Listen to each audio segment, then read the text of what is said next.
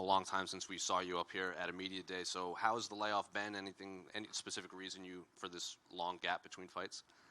Yeah, I had a couple of major surgeries last year that I had to attend to.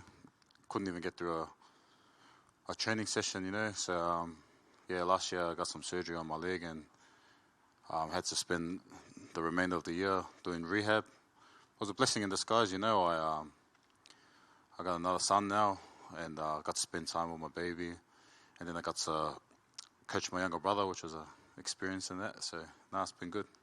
Were these injuries that had been lingering for a long time, or were they just freak injuries that happened all at once? No, it was one of those wear and tear ones.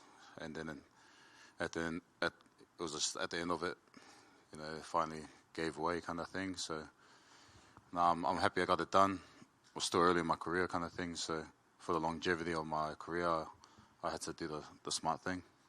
And, well, you're coming back to a massive pay-per-view here in Perth. You're part of the world. So what are the emotions now that, camp's out of the way? Now you just have to fight in your home country. Yeah, man, that's just blessed, My specialist said that I wouldn't be ready till a bit later this year. And then I heard wind that there was going to be a card in Perth, so I really knuckled down on the rehab to get into the right shape for this fight. Because I wanted my sons to come and watch me fight because it's nice and close to home. Now I get to have my family here to watch, man. It's the best thing. Did you feel there was unfinished business in Australia, given how the last time you fought here? 100%. This was redemption, man. It's something I wanted to chase. Coming back and getting this W in front of my family. The last time they had to watch me lose. This time they're going to watch me win. Then you're facing Parker Porter, a unique career where he's actually been fighting longer than you, but you've been in the UFC longer than him. So what do you make of him as an opponent? Yeah, I know he's a game opponent. Wants to come forward and bring the action. He's like a bull type fighter, and so am I. So I think this is why they put us on the main card. Especially myself being the exciting fighter I am. It's fireworks or nothing. And final question for me: what can fans expect from your brother? Because he's supposed to make his UFC debut at some point too. Yeah, man. If you get him on the mic, you'll see why they.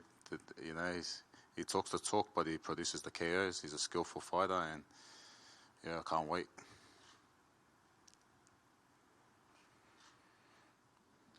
How you going, Justin? Haven't seen you since high school. I hope you've been well. Yeah, I'm good, Russ. What made you move from Auckland to Australia to start training and stuff, or did you just kind of move with your family anyway and then started training in Australia? No, I finished school and then I got some opportunities to play rugby here. But I was raised in Brisbane anyways before that. Both my younger brothers are born in Logan.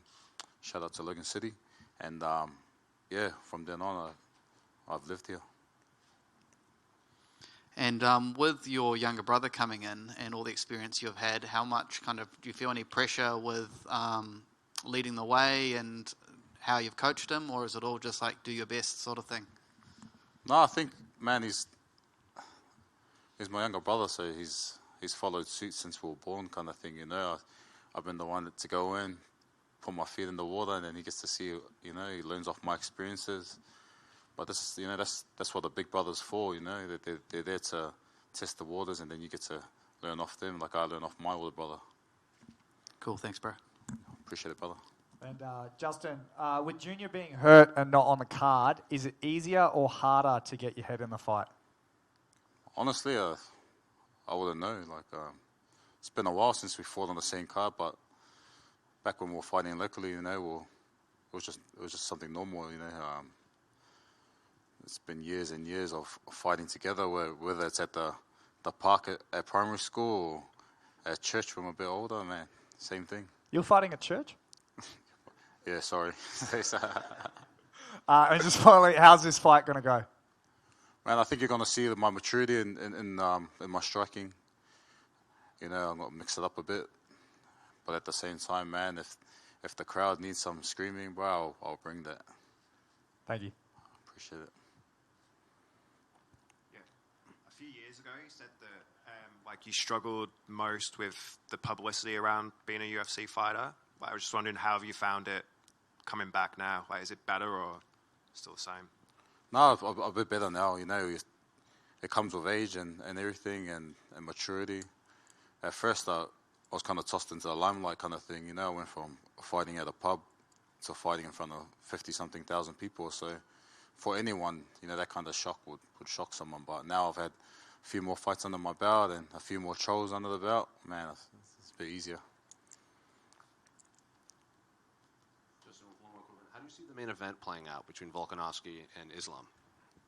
Honestly, I think Volk will get the win. And I think people are going to be very shocked. He's the most underrated fighter maybe in history. I don't know how people doubt someone like him that it's proved time and time again how much of a versatile fighter and how much of a tough person he is. I've trained with him, man, and his biggest asset is his arrogance to not letting everyone give in. He's a hard trainer. He's just a hard, tough dude, bro. Given he's the number one pound-for-pound fighter in the world, why do you think people are constantly underestimating him still? I think people just ride off that Khabib, that mystical Khabib thing, and this guy's another one of those Khabib mystical things. But man, if you look at the last 5 opponents each guy has fought, man, how can you not deny Volk being the best fighter on the planet?